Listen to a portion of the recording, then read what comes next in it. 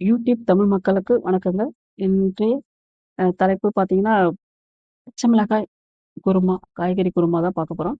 இதுக்கு வந்து பார்த்தீங்கன்னா, ஒரு 4 வெங்காயம், 4 தக்காளி, பெரிய பெரிய தக்காளி, 1 விரல் அளவுக்கு இஞ்சி துண்டு, பச்சை மிளகாய் வந்து ஒரு 10, ஒரு பூண்டு, சின்ன பூண்டு அளவுக்கு.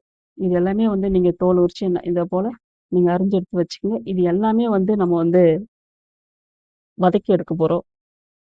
ஒரு சிம்பிளா, சீக்கிரமா, சட்டுன்னு செய்ற ஒரு குருமா தாங்க. மத்த எந்த குருமா தான் நமக்கு லேட் ஆகும். இது வந்து சீக்கிரமா இதுக்கு தேங்காய் வந்து நான் 2 மூடி எடுத்திருக்கேன். சின்ன தேங்காய் இருக்கிறத 2 மூடி எடுத்திருக்கேன். உங்களுக்கு தேங்காய் எவ்வளோ தேவையோ, அந்த அளவுக்கு நீங்க பாதி 1 மூடியாவது எடுத்துக்கலாம். இல்ல அதிலேயே ஒரு 5, 10யாவது நீங்க எடுத்துக்கலாம். இந்த குருமாவுக்கு தேவையான காய்கறி வந்து பார்த்தீங்கன்னா, அ ஒரு 10 பீன்ஸு, ஒரு முழுசா ஒரு உருளைக்கிழங்கு, பெரிய உருளைக்கிழங்கு, அடுத்தது கேரட் 2, கருவேப்பிலை, கொத்தமல்லி. இவ்வளோதாங்க. எல்லாமே தோல் சீவி நீங்க வந்து உங்களுக்கு எப்படி பிடிக்குமோ அந்த அளவுக்கு நீங்க வந்து கட் பண்ணி எடுத்து வச்சுக்கங்க. ஒரு கடாய் வச்சுக்கங்க. ஸ்டவ் ஆன் பண்ணிட்டு, எண்ணெய் ஒரு குழிக்கரண்டி அளவுக்கு ஊற்றிட்டு, அதுல வந்து ஒரு 1/2 ஸ்பூன் அளவுக்கு சீரகம் எடுத்துக்கங்க.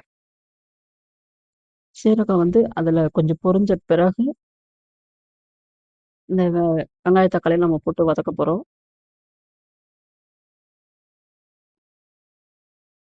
ஏன்னா இது குருமான்னா எல்லாருக்குமே பிடிக்கும். எங்க வீட்லயே பார்த்தீங்கன்னா, தேங்காய் அரைச்சு ஊத்துற குழம்பு, பொரியல்ல போடுற தேங்காய் கண்டிப்பா சாப்பிடவே மாட்டாங்க. இதுக்காக தேங்காய் வந்து நான் நெறைய சமையல்ல உங்ககிட்ட நான் சொல்லுவேனக்கோசரம் அதில வந்து ஆட் பண்ணியிருக்க மாட்டேன். ஆனா குருமா இருக்கும்போது அத வந்து சாப்பிடுவாங்க. ஏன்னா குருமாவுல வந்து தேங்காய் சேர்த்ததால சூப்பரா இருக்கும். ஏன்னா குருமானாலே வந்து தேங்காய் சேர்த்தா தான் குருமா. அது ஒரு நல்லாருக்கும். இப்ப இதில வந்து வெங்காயம், அ பூண்டு, இஞ்சி, பச்சை மிளகாய் இது எல்லாமே வந்து ஒண்ணாவே போட்டு வதக்கிங்க. ஒரு பொன்னிறமா வதக்கிங்களா? ஏன்னா வந்து ரொம்ப வந்து பசுமையா வேணாம். அந்த வெங்காயத்த கூட போட்டு வதக்கும்போது ஒரு பொன்னிறமா வதக்கி எடுத்துக்கங்க. நீங்க வந்து சட்டுன்னு ஒரு பூரி சுடுறனாலும் சரி, இல்ல வந்து ஆப்பம் செஞ்சாலும் சரி, அடுத்தது வந்து சாதத்துக்கும் சரி, அதாவது அந்த பூரி, சப்பாத்திக்கு அ உப்பு வந்து நான் இந்த வெங்காயத்திலேயே வந்து பார்த்தீங்கன்னா, ஏன்னா சட்டுன்னு வதங்குன்றதுக்காக நான் சீக்கிரமா வெங்காயத்து கூடயே நான் தேவையான அளவுக்கு போட்டுருவேன். நீங்க வந்து 2 முறை போட்டு போறீங்க. ஒவ்வொருத்தவங்க குழம்புல போடுற பழக்கம் இருக்கும். ஒவ்வொருத்தவங்க வதக்கும்போது பழக்கம் இருக்கும். அதனால நீங்க பார்த்து உப்ப போடுங்க. இப்ப இவ்வளோதாங்க இது பொன்னிறமா வதங்கிடுச்சு. இப்ப ஆட் பண்றோம். தக்காளி வந்து போட்டு வதக்கும்போது வந்து பார்த்தீங்கன்னா, பாதி அளவுக்கு நீங்க வந்து வதக்குனா போதும். தக்காளி ரொம்ப சுருள வதங்கணும்னு அவசியம் இல்ல. ஏன்னா ஃப்ளேவர் போயிடும். இதாங்க இந்த குருமா, இந்த சப்பாத்தி, பூரி சொன்னேன் இல்லைங்களா? ஆனா மெயின் எனக்கு பிடிச்சது பார்த்தீங்கன்னா, ஆப்பத்துக்கு சூப்பரா இருக்கும். சட்டுன்னு செய்யலாம். நம்ம வீட்ல இருக்கிற இந்த வதங்கிடுச்சு பார்த்தீங்களா? இந்த அளவுக்கு போதும். ஒரு சீக்கிரமா நம்ம செய்யறதுக்கு ஈஸியா இருக்கும். அ ஒரு பூரியே சுட்டா கூட, ஒரு அதிகமா ரொம்ப வேலை இழுக்காம இருக்கும். ஏன்னா அரிஞ்சிட்டு அ வதக்கி அரைச்சு எடுத்துக்க போறோம். இந்த அளவுக்கு பாருங்க, ஒரு கொர கொரப்பான அளவுக்கு. ஒரு சிம்பிளாவும் இருக்கும், டேஸ்ட்டாவும் இருக்கும். ரொம்ப சத்துங்க. குருமான்றது ரொம்ப சத்து. அடுத்தது நீங்க வந்து ஒரு குருமா வைக்கிறதுக்கு ஒரு பாத்திரம் எடுத்துக்கங்க. அதுல வந்து ஒரு குழிக்கரண்டி அளவுக்கு எண்ணெய் ஊத்திக்கங்க. எண்ணெய்னா என்னன்னு பார்க்காதீங்க. நான் வந்து கடலை எண்ணெய் தான் யூஸ் பண்ணுவேன். அதுவும் செக்குல ஆட்டுன எண்ணெய் தான் நான் யூஸ் பண்ணுவேன். எந்த எண்ணெயுமே சரி. இதுக்கு வந்து ஒரு 4 லவங்கப்பூவு, அடுத்து ஒரு ஒரு துண்டு பட்டை. இது கொஞ்சம் பொரியட்டும் அப்படின்னு சொல்லிட்டு நீங்க வந்து காய்கறிய போட்டு நம்ம வதக்கிக்கலாம். காய்கறி வந்து பக்குவம் வந்து பார்த்தீங்கன்னா, ஒரு பாதி அளவு தான் வதக்கணும். ரொம்ப வதக்கக்கூடாது. சுருள எந்த ஒரு காயுமே வதக்கக்கூடாதுங்க. வெங்காயம் தவிர மீதி எந்த ஒரு காய்கறியும் வந்து சுருள வதக்குனா நமக்கு வந்து டைஜஷன் அதாவது ஜீரணிக்காது. காய்கறி கூட சரி நெறைய பேரு வதக்கி வதக்கி தான் நல்லா எண்ணெயில போட்டு பண்ணுவாங்க. ஆனா, அது நமக்கு ஜீரண மண்டலத்துக்கு அந்த ஜீவ அணுக்கள் நமக்கு வந்து சேராது. உடலோட சேராது. ஆனா சாப்ட்ட சத்து நமக்கு கிடைக்காது. அதனால வந்து ஒரு பாதி அளவுக்கு நான் வந்து மத்த சாம்பாரு இல்ல நம்ம வீட்ல வைக்கிற அந்த புளி குழம்புலாம் கூட பார்த்தீங்கன்னா, காய்கறி வதக்க மாட்டேன்.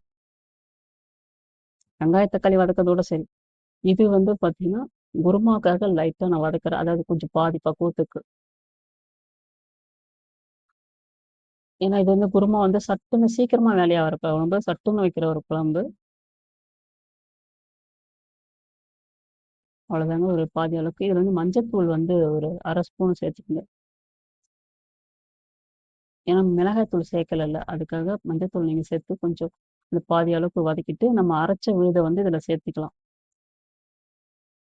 ஒரு சிம்பிள் தாங்க. இதில நீங்க பட்டாணி சேர்த்தும் குருமா வைக்கலாம். பட்டாணி பச்சையா அந்த காய்கறில இருந்து இருக்கு பாருங்களா, அது வந்து நம்ம எப்போ வாங்கிட்டு வந்தாலும் உடனே நம்ம வந்து ஒரு அவிச்சு எடுத்து போட்டு சேர்த்துக்கலாம். ஆனா நம்ம பட்டாணி காஞ்ச பட்டாணியா வாங்கிட்டு வந்தோம்னா, இரவே ஊற வச்சா தான் அது ஒரு பக்குவமா இருக்கும். நமக்கு திடீர்னு இந்த குருமா வைக்கணும்னு யோசனை வந்துச்சுன்னா, பட்டாணி ஊற வைக்க முடியாது. அதனால வந்து நான் இதில பட்டாணி சேர்க்கல. உங்களுக்கு பிடிச்சிருந்தா பட்டாணி சேர்த்துக்கலாம். இவ்வளோதாங்க. இதே நீங்க வந்து மிளகாய் தூள் போட்டு கூட அந்த குருமா வைக்கலாம். அதுவும் சிம்பிளா.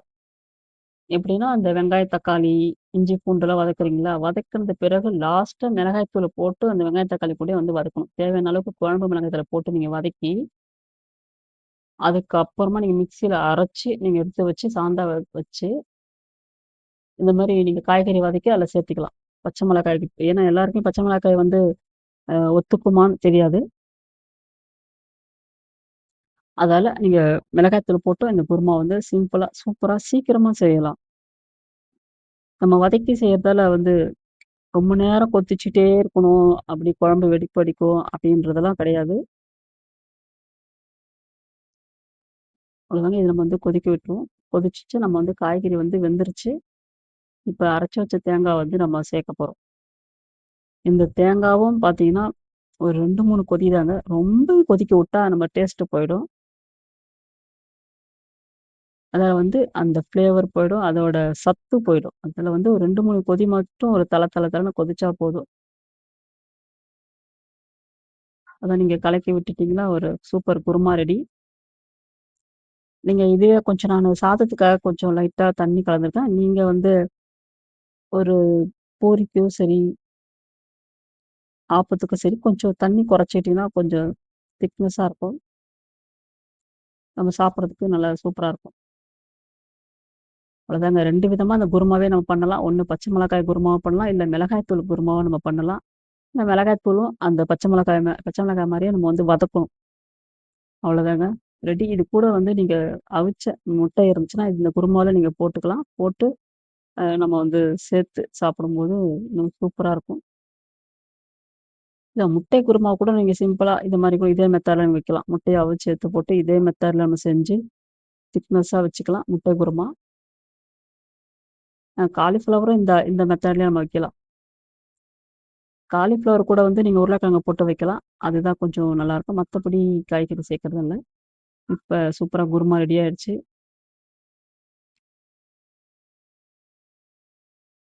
சாப்பிடலாம். வாங்க. நல்ல ஒரு கமகம காய்கறி குருமா. சூப்பரா இருக்கு. இந்த வீடியோ பிடிச்சிருந்தா லைக் பண்ணுங்க, சப்ஸ்கிரைப் பண்ணுங்க. அடுத்து நமக்கு இந்த என்னோட சேனல்லே உங்களுக்கு தேவையான வந்து ஜோதிட தகவலா இருந்தாலும் சரி, யோகா தகவலா இருந்தாலும் சரி, மற்ற உள்ள குடும்ப பிரச்சனைகள் தகவலா இருந்தாலும் சரி, நீங்க எல்லாமே இந்த என்னோட சேனல்லே எல்லாமே நீங்க பார்த்துக்கலாம். அடுத்து ஷார்ட்லாம் நீங்க பார்த்தீங்கன்னா, ரீல்ஸ்லாம் நல்ல ஒரு சிரிக்கிற மாரி நல்ல ஒரு சூப்பரா இருக்கும்.